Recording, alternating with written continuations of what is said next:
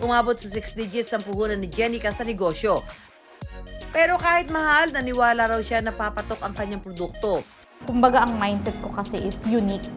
Kumbaga kakaiba siya. So, ang mga Pilipino naman pagka kakaiba or meron bago sa panlasa, lagi yung tatangkilikin ng mga Pilipino. Goal ko na maging first din siguro sa Philippines na makilala pagdating naman sa freeze-dried snacks.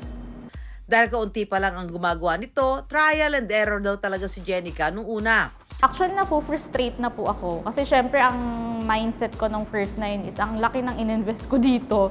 Kung hindi ko mapapagana yung machine, paano? Talagang pinilit ko na pag-aralan siya through YouTube, through reading, yung mga formula. Nakakukuha naman ng matamis na suporta si Jenica mula sa kanyang pamilya. Nung time na nag-i-start po ako, yung machine ko talagang nasa bahay lang. So, tumatakbo yan halos 24 hours kung pinifigure kung paano. So, yung husband ko kasi medyo talagang maano siya sa mathematics kasi science po may mga formula yan. So, nag-eksperimento talaga kami ng formula. So, minsan pinapupunta ko pa yung uncle ko para lang i-troubleshoot yung mga problem nung machine.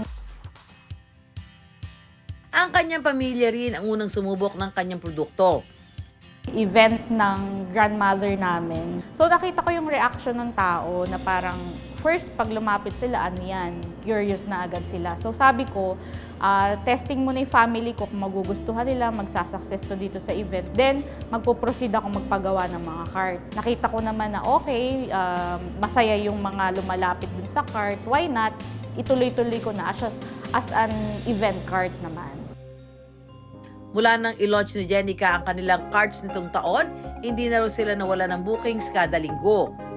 Nakapag-rent na ako ng sarili ko. So, syempre, parang kumbaga pinaiikot mo din yung puhunan mo, yung kita mo. Tapos, siguro nakapag-stock na din ako ng mas maraming products. Tapos ngayon, planning din na bumili pa ng isa pa ulit machine.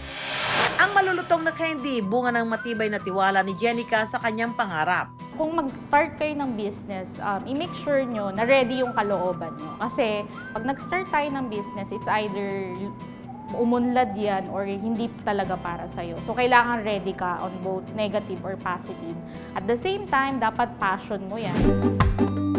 Kaya kung may ninanais na negosyo, bold or sweet man yan, ang importante, buo ang konsepto at huwag maging marupok sa mga pagsubok.